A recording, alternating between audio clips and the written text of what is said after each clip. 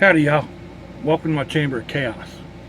I appreciate y'all taking the time out of y'all's busy schedule to stop in and see what it is I'm up to. I was about to go out, and do a show and tell, I guess, of that a bike bag, and I walked out the door, and there was a flash, and I mean the whole sky lit up, and it was wah wah wah wah. And almost before it stopped, like before the light stopped, there was this humongous rolling, roaring thunder. I was like, uh-oh, not today. To calm down a little bit, it's raining. There's still some thunder and lightning going on. So, I figured I'd back up and punt. And kind of leads into one of the questions that I'm going to sit here and answer. But first off, let's get this out of the way. I kind of made a promise the other day, and then it skipped my mind. So, hello, Amanda. I appreciate you subscribing. You're out there in the middle of the country. I've got a friend that's out there with a haunted house that I'd like to go visit this Halloween. Just depends on finances. So, not 100% sure where she's at in Indiana. Anyway, that's neither here nor there. There was one question about, is there a Make Me Blush challenge? I'm not sure that's really much of a challenge. I blush fairly easy. I'm really a redhead. Yeah, I know it looks it, doesn't it? But yeah, it's kind of easy to make me blush, so I'm not 100% sure that's a real big, that'd be a real big accomplishment. But hey, if you want to try. There was a question, how do I create all my stuff? I don't really know how to answer that. I've been creative all my life. Arts and crafts and just odds and ends stuff, and I'm not afraid to fail. So I mean, I posted a video not long ago of I was going to do a hack on my BitSafe hack, and it didn't work out. So yeah, I posted that anyway, but it didn't let it stop me. I went and figured out something else, and it ended up actually working better. So a lot of times that's all that is. It's just trial and error and seeing what works. And this little sheath is a kind of a point in fact. I made that for this little patch knife because I didn't like the sheath that it came with, so I made that. That's nice and small, but it's actually it's too flimsy. It doesn't really support the knife. Now I could put a plastic insert in it, and that would probably help. But you know, like I showed in a video the other day. This was a piece that I found on the curb, and it was a plaque. Well, I punched in more holes, and then stitched it together. Now, the other day when I showed it, I had a blanket stitch, and I didn't like that. So I took that all apart, and I did an actual chain stitch coming down. The knife fits in there fairly well. And then for the adjustments, there was actually, that first hole was there. I added 2 more, and you can just adjust it until it strangles you. But it should pull right on through if I need it to. Oops, I dropped that. Along those same lines, I had shown this bag, and I put this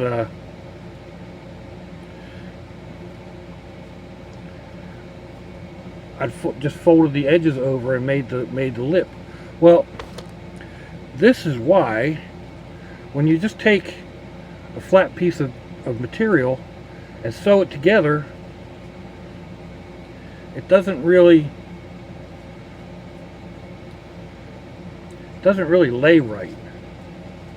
Well, it does this way, but see, this is all that shiny leather. I don't like this part.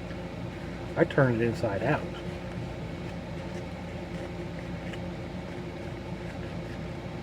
Because I like the suede side. I'm just weird that way, I guess. I don't know. But I mean, I could use that as a strap, just to, right there, and that's my bag. But see what happens to the top. You go to fold it over, and it's got these little ears on it. So I figured out to fold those ears in, and it lays nicer. Gives you the finished product. And this one I actually made the flap a little too small. So I don't know if I'm going to actually finish redoing this. I might. We'll see how this project ends up, or how things end up today. But yeah, how do I do things? I tried to answer it, bit of typing it out and whatnot, but that's really difficult. It's a difficult question to answer all the way around. Like I said, I'm not afraid to fail. I just kind of dive in. If I have an idea in my head, I go for it. A lot of people will, break out paper and pencil and figure it out, and then they break out their slide rules, or they get on the computer and they go into CAD drawing and draw it all out and make a mobile, animate it so they can see if there's anything going on, and that takes way too much time. I am, what do they call it? AAHD, art attention hyper disorder, something like that. I have 1,000 projects in my head. I've got 2 or 3 dozen rolling along right now in various stages of being incomplete. I've got a canoe sitting outside that's not finished. I've got a trailer that I've got 1/3 of the way done. I've got a roof rack from a truck or a roof box. It's about halfway painted. Just stuff added going on here, there, and I'll finish them up eventually. It's just like, I got that burst of energy to get it started, and like the roof box, it sat for 6 or 7 months, maybe longer, almost a year, before I actually broke out the paint and started painting it. Got it back up on the roof to see how it would ride on a trip. So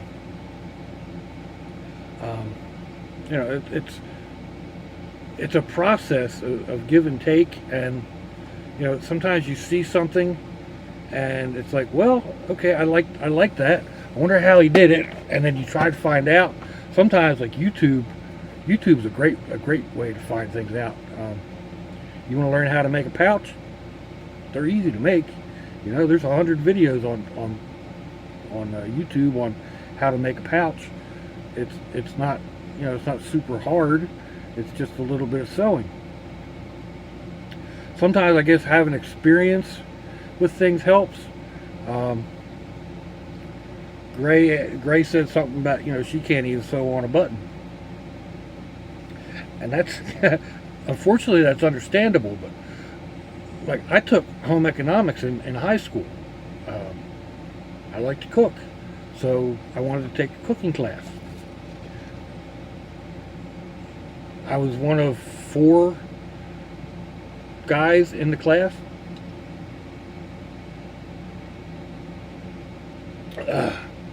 Excuse me.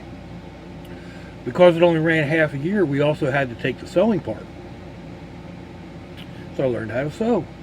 I mean, I think I'd already kind of known how to sew. I mean, I could sew on a thread the needle and whatnot, but It wasn't something I had to do. But once I got into service, that kind of held me in good stead, because I had patches I needed to sew on, and all kinds of stuff. So yeah, you could take it out and have them sewn on, but that costs money. Money, I could save, and if I could do a neat enough job, it didn't matter. But just having the skills, or like I said, not being afraid to tackle something. If I see something made out of plaster and I think it'd be cool made out of concrete, I ain't never done that in concrete. I don't know if it'll work. What's it going to cost me? A couple bucks? If it works, it's cool. If it doesn't work, oh well, try something else.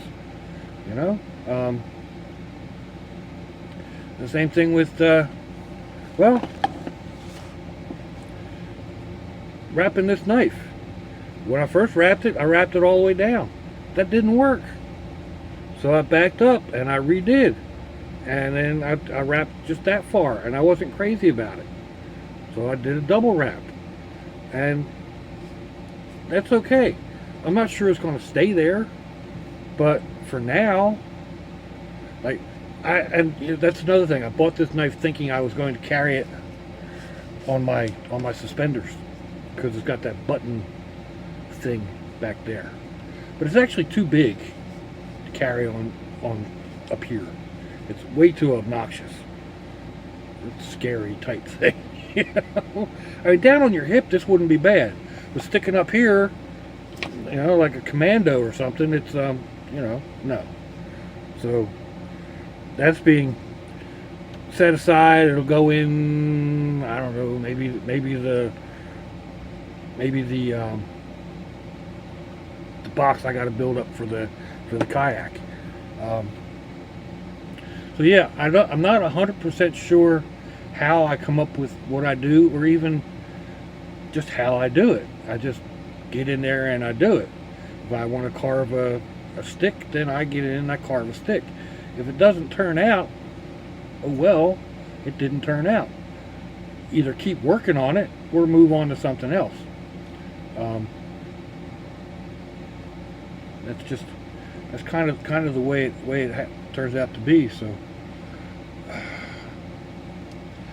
there was another question, and I don't remember where it went.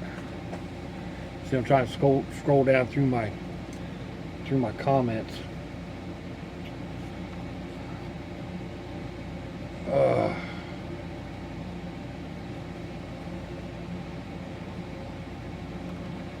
Jay said something about they need rain out there in the Pacific Northwest, out in Oregon. I thought that was like rain country out there. I'll tell you what, we have had some rain this year. Rain's coming down good and steady right now. I mean, real heavy.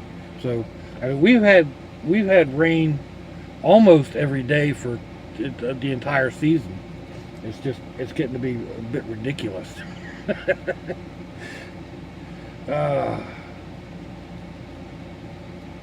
Yeah, I can't remember what the other questions were, but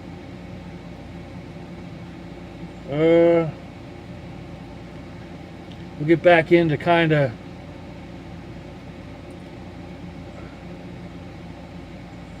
back into the hot pepper challenge. Let's do a little talk on that, or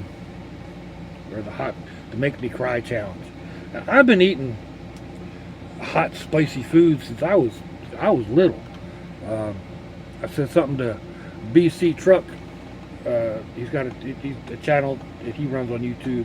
He did cream cheese jalapeno poppers. Well, poppers are a big thing. Jalapenos are a big deal nowadays. Way back when, like in the 60s, they weren't, we didn't really have a whole lot of choices in peppers and whatnot. And okay, I'm not that old. I was still a kid in the 60s. But my granddad and my uncle, they would take cherry peppers and Italian long hots and stuff them full of hot sausage and cheese, and then either fry them or put them on the grill or bake them. Usually they were fried, but oh my God, they were so good. And like I said, I was 8, 9, 10 years old, maybe, you know. So I started eating spicy foods from there, and it's just graduated. And I'll eat the hottest pepper known. I'm not a maniac about it. Some people will sit down and chow down, you know, on 2 dozen chicken wings smothered in Reaper sauce or something. And no, that's that's taking it to a ridiculous level. But I enjoy it. I enjoy the heat. And I said something to Sue Nelson and a camera lady about about eating hot peppers and whatnot. And on one of my videos, I mentioned it, and I'll reiterate it here. And I don't have any medical science to back this up or anything like that. This is just something that works for me. Alcohol, usually rubbing alcohol, but if you don't have any, then just any alcohol will take the oils off your hands. If you've been cutting up hot peppers and your hands really start to burn, wash them with alcohol. It'll help get rid of the oils, and then when you wash your hands, it helps get rid of it even more. It'll also take care of the burn. Actual drinking alcohol, don't try rubbing alcohol, that'll kill you.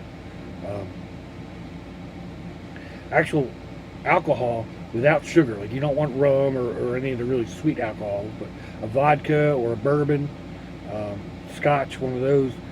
If you just swish that and spit, it'll take a lot of the heat out of your mouth and off your tongue.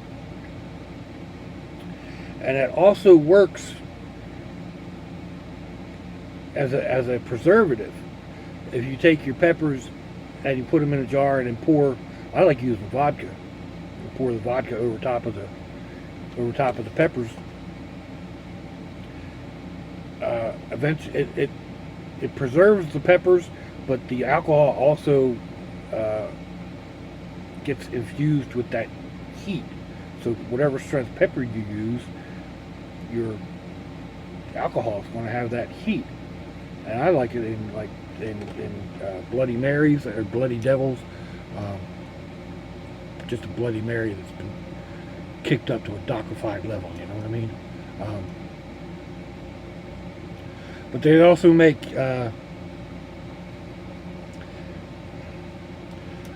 if you have like leftover onions and bell peppers, pop them down in the vodka. It'll preserve them, pickle them, and it'll have a alcohol bite when you go to eat them. But way back when, there was a club in Camden that served cherry bombs, and they took maraschino cherries and soaked them with Everclear, a pure grain alcohol, and they were alcohol hot. I mean, you shot those back, you're supposed to catch the cherry and then chew it, and it had that hot alcohol grain burn. And I took that to the next level, and I used my habanero vodka to do maraschino cherries and also cherry tomatoes. I've actually got a set of cherry tomatoes right now that should be about done. It's been soaking in habanero infused vodka and ground up Carolina Reaper pepper. Those are going to be cherry bombs. Oh yeah, little cherry tomatoes. You're going to bite into them. It's going to be like biting into a burning ember. I'll show them here sometime soon. Yeah, back then, even then, that was like the late 70s or early 80s, and we weren't really getting a whole lot of spicy foods available in regular supermarkets. I mean, you could go, at Chinese places and Chinese supermarkets and get things like bird peppers and some of the Chinese red hots. You know, you make up Make up a pack of cherry peppers with those, or cherry tomatoes with those.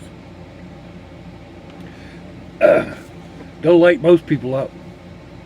So, yeah, you want to do like pearl onions or hard-boiled eggs. Now, I'm not one. I don't like the egg white. I don't like egg white. I don't like hard-boiled eggs because of the egg white, or even like deviled eggs. I'll eat the middle, but like when I make an egg salad, I chop that white up so fine you can't tell it's white. And but yeah, you pickle some hard-boiled eggs in a hot pepper infused vodka. Oh yeah, they're definitely edible then.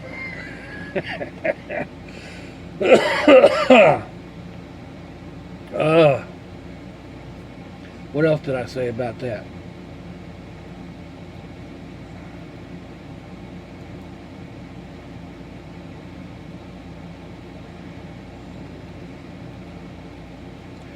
Oh, somebody said I need Rain-X on one of my driving in the rain videos. You see the way that rain's coming down? It's like the ocean dropped out of the sky. Rain-X doesn't work.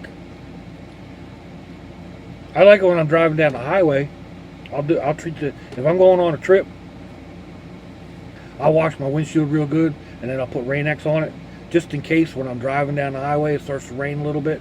That rain will, it'll hit the windshield and run off. I don't need that clackety clackety clackety clackety clack of the windshield wipers, unless it gets really hard. You're doing 70, 80 mile an hour, and the rain's coming down in buckets. Somebody needs the windshield wipers.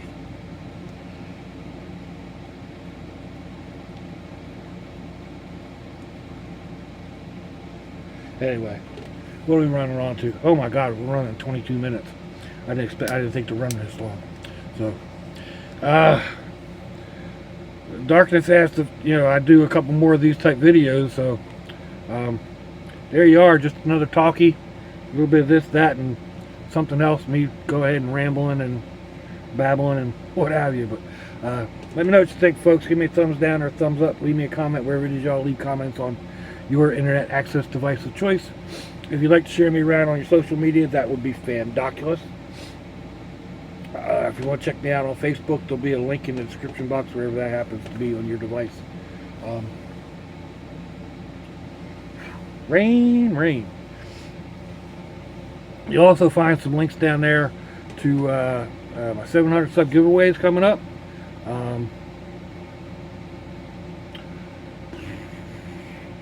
It'll be the snail mail address if you want to send me something for the hot pepper challenge. Send me a check. Send me I don't care. Send me a postcard. I haven't got postcards in a long time. Send me a bunch of rocks. Can you see here? I've got rocks from Australia. I'm not sure where Kaylin's from. Can't remember offhand. And England. No, that one's Australia. That one's from Kaylin in the Midwest somewhere. That one's from England. I have another box around here somewhere from Stephen, but that's a larger box and doesn't fit up there. But yeah, I like I have odd collections. So use that snail mail address, folks. Cancer is an insidious disease. It doesn't care who you are, your station in life, whether you're male or female, how old you are. Breast cancer primarily affects women, but it affects men as well. So, just be proactive, folks. If something doesn't feel right, talk to your doctor. Get it checked out.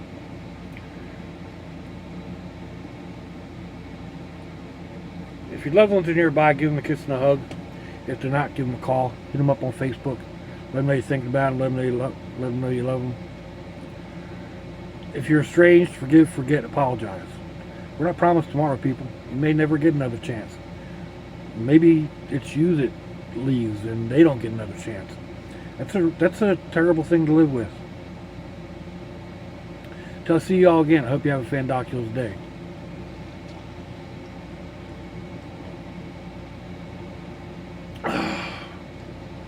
Slushy, y'all.